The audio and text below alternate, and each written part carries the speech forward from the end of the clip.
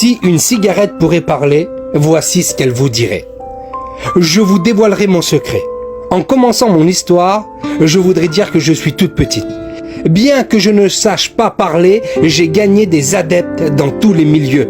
Comment se fait-il que j'ai pu persuader tous ces gens-là à me servir? Voici mon secret.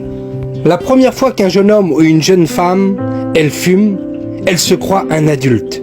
Mais en réalité, c'est à ce moment-là qu'il commence à devenir mon esclave.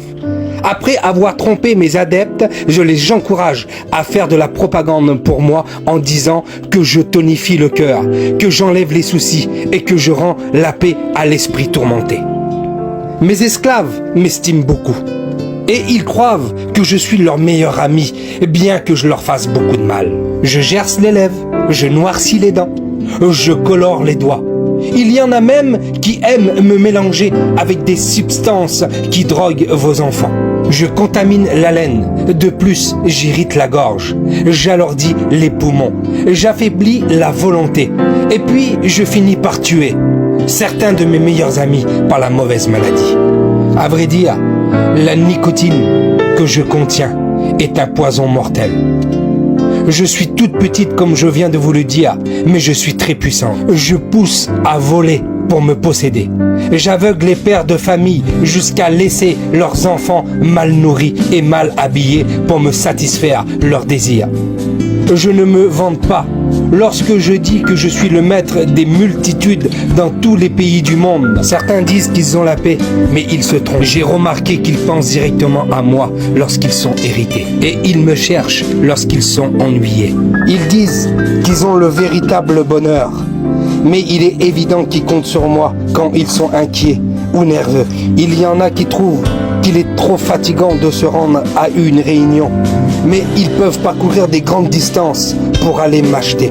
J'entends plusieurs parmi les jeunes expliquer aux autres qu'ils ont la tranquillité dans leur cœur. Et pourtant, je me trouve dans leur poche, tout près de leur cœur.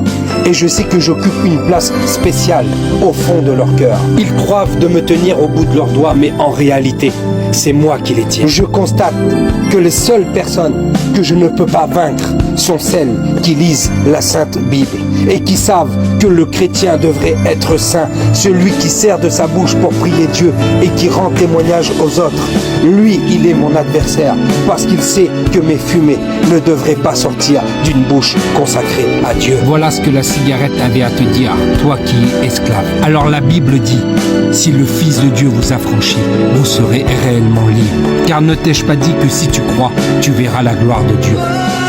Lorsque ton envie d'appartenir à Dieu sera plus forte que ton envie de fumer, à ce moment-là, tu seras délivré. Et tu seras béni de la part du Seigneur Jésus. Il va dire également, mettez-moi de la sorte à l'épreuve, dit l'Éternel des armées, et vous verrez pour vous si je n'ouvre pas les écluses des cieux, si je ne fais pas tomber la bénédiction en abondance. Alors fais confiance au Seigneur Jésus-Christ. Que Dieu te bénisse.